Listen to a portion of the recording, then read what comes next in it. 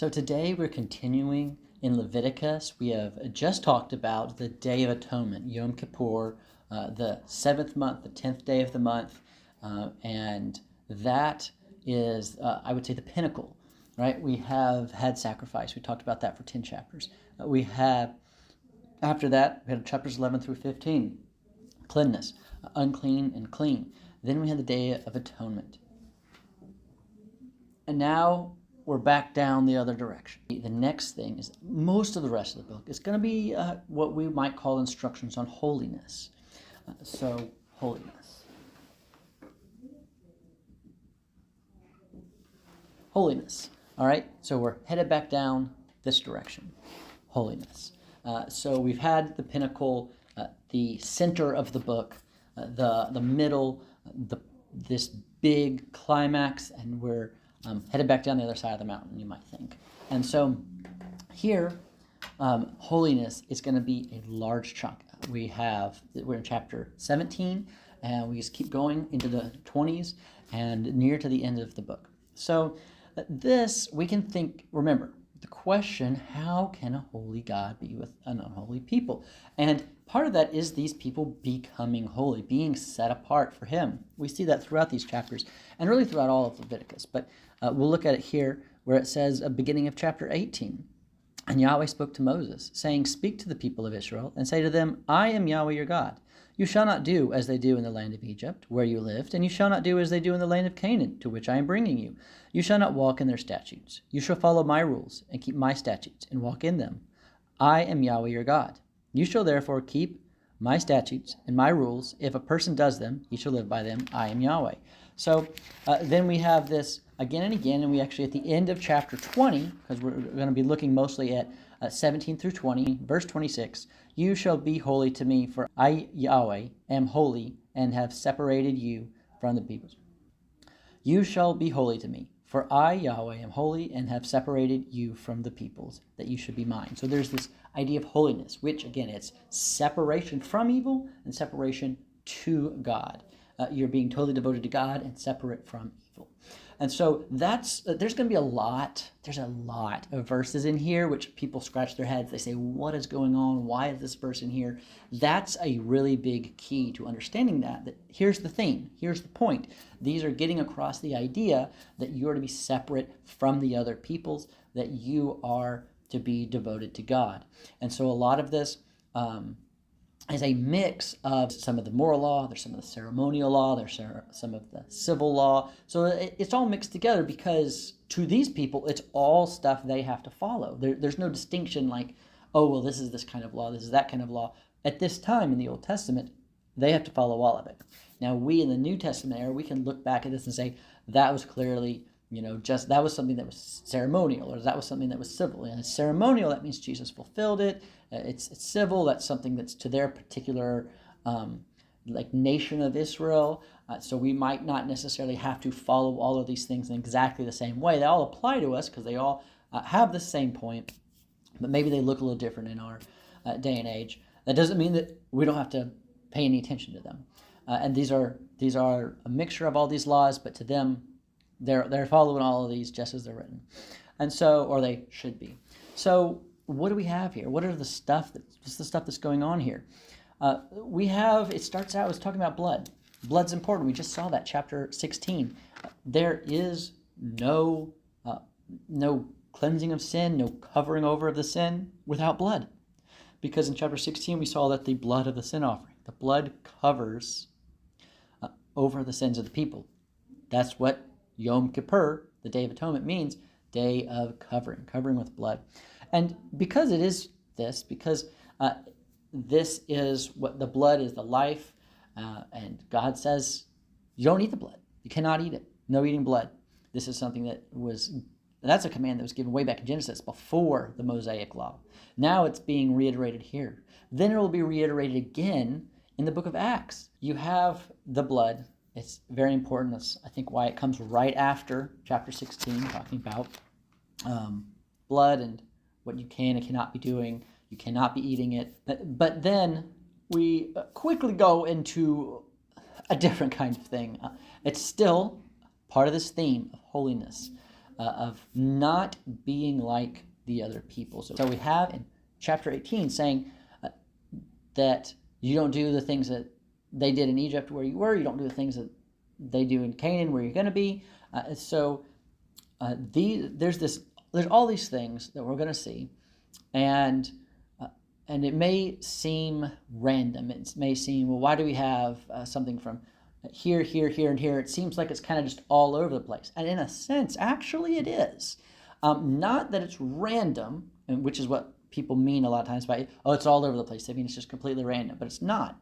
It's all over the place because it's some representative laws about different areas of life. So you'll have from all these different areas of life, there's in every single area, you need to be holy, you need to be set apart, you need to not be following what other people were doing, which was evil stuff. And so we start out we'll look at verse 6. None of you shall approach any one of his close relatives to uncover nakedness. I am Yahweh. You shall not uncover the nakedness of your father, which is the nakedness of your mother. And it continues on and on and on with all these close relatives. So uncover nakedness. That's having sex with someone. That's what that means.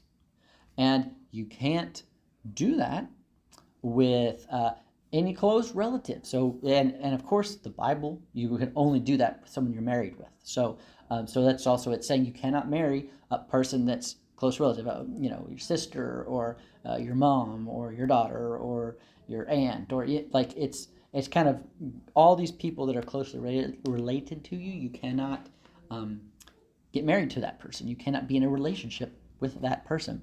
But you have all these other commands as well. No homosexuality, no bestiality.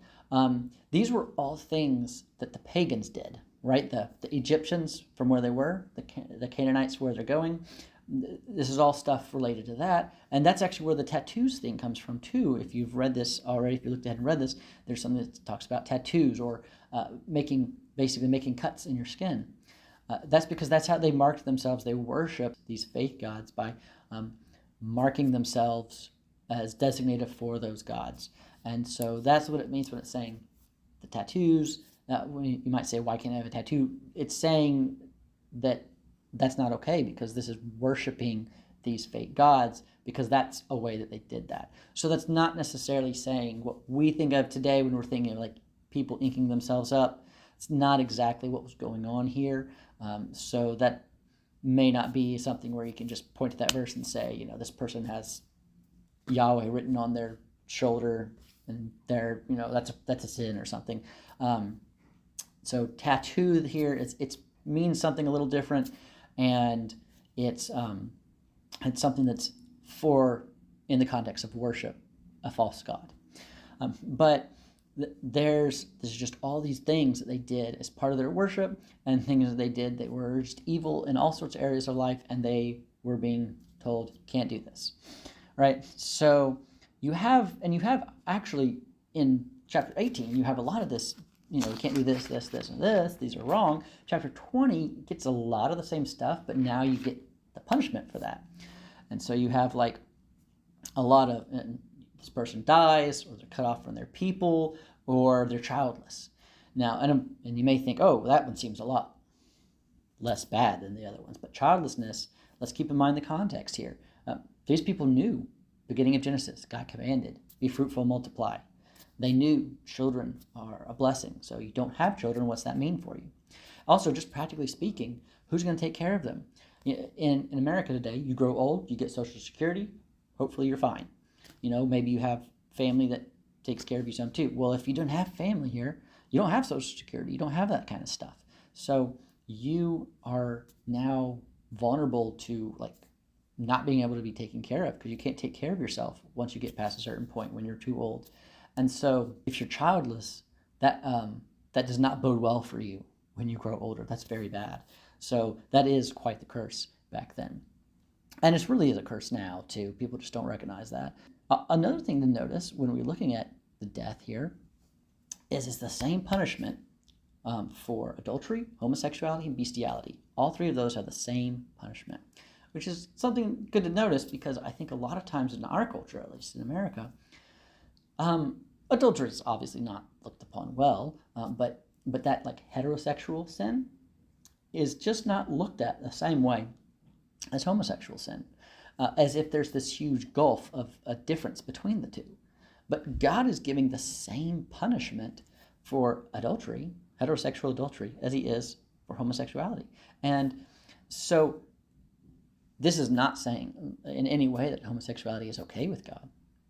Instead, it's saying, do you know what? These other things that in America we just don't take quite as seriously and think is much more normal, that's just bad too. They're in the same group. People sometimes in the South, where I'm from at least, that they definitely treat homosexuality as this like super different, extra kind of worst evil, and then when people have various heterosexual sins, it's not good, but it's not a big deal comparatively in their minds, right? But in the Bible, we see actually no, that's a huge deal. That is very bad, and so we shouldn't just sweep it under the rug like that happens kind of a thing.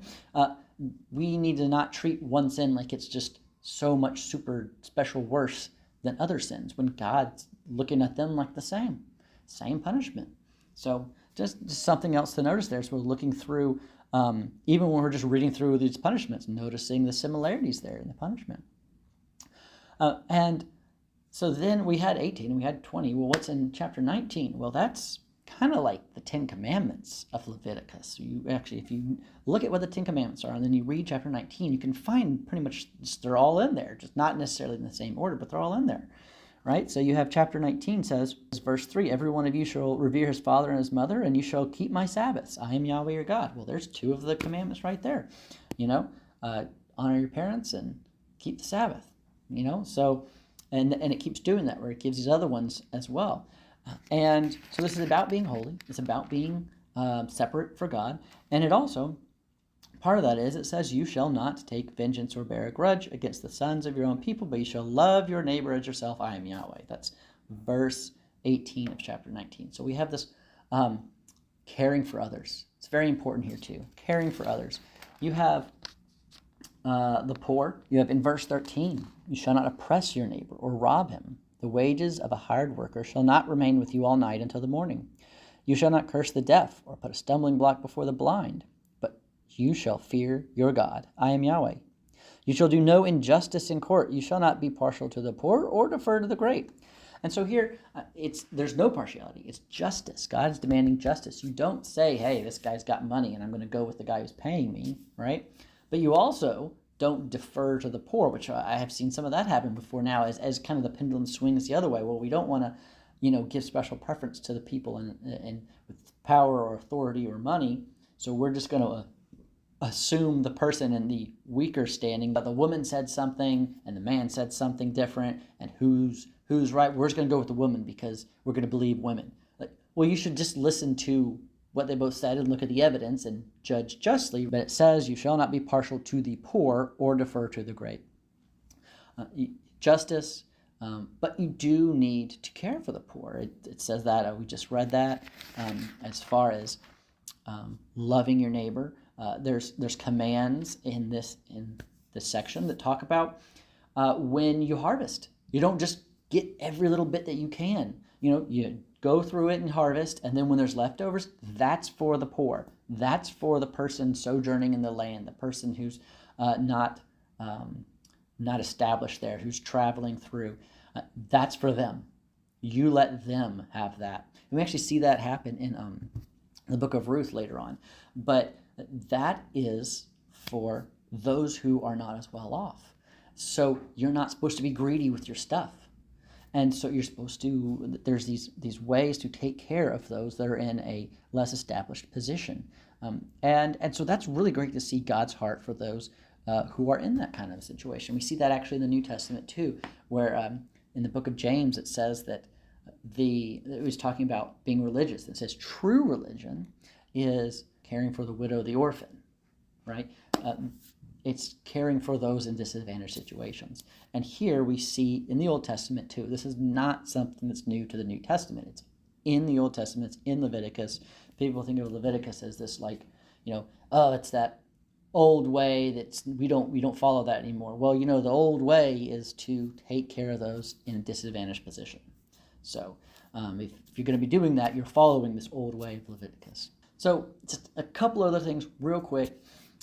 We have, and this may seem kind of choppy going through this, but there's just all these different things that all coalesce around this idea of being holy as God is and being set apart from him. But they're in all these different areas of life. And so it seems kind of like, oh, what is this? What's this? What's this? So we're just kind of like bouncing through these different things in these several chapters. We have two others we're going to address. Is there's this thing about when we're talking about those in disadvantaged position, right? Servant.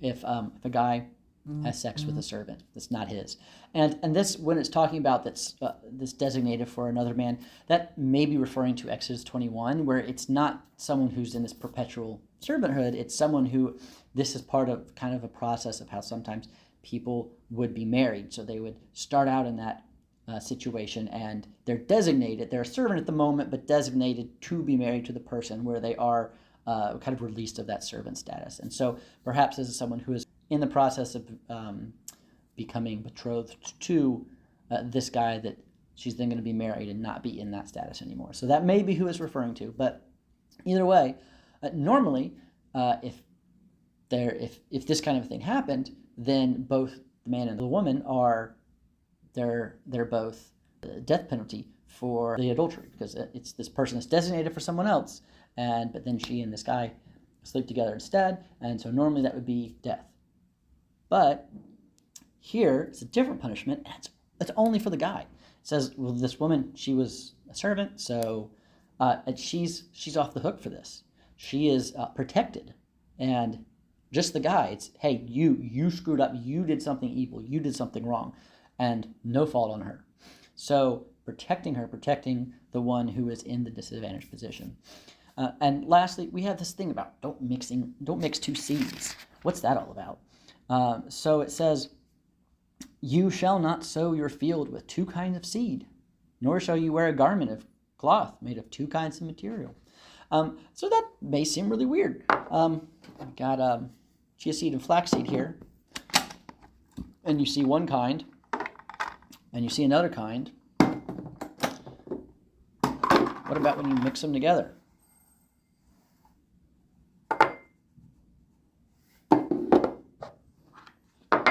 Well, when you mix them together here, you kind of see this mixture of them, right? They're all together. That's one thing now. Can I go and separate this back out? Can I go and get all the chia seeds, get all the flax seeds? That's good luck with that. All right? No, the chia seeds go in one container and the flax seeds go in another. It says don't mix those two and stuff. This is not, oh no, I mixed them. Like, this is not an issue here. This is in the New Testament. This is not what that's talking about. They literally couldn't at that time. They were not supposed to plant two kinds of seeds together, but that was a visual representation for them. You get a visual representation. You got to be holy. You have to be separate. The holy and the unholy don't go together. Not that like one of these is like evil and one of these is great or something, but this idea of separation between two things. You don't mix them together. So that's what that's talking about there. God gives them these visual illustrations to help remind them of the truth. So this would be more, this would not be a moral law. They're getting this visual illustration to see the truth of the moral law, which is being holy. And so hopefully that clarifies some things in chapters 17 through 20. I know this one's been a little bit longer, but hopefully that clarifies that. We get through all these chapters here. If there's anything else you have questions about in these chapters, then always feel free to comment below, and I can look into that down there. And next time, we'll move on to the next little part in this holiness code. Thank you for watching that video. I hope that it helped you learn a little bit more about the Bible today. And if you'd like to continue to learn more about the Bible, then we have plenty of other videos on the channel. And if this has been helpful for you, then you can always let me know by subscribing to the channel. And hopefully I'll be able to continue to help you learn even more about God's Word. Thanks.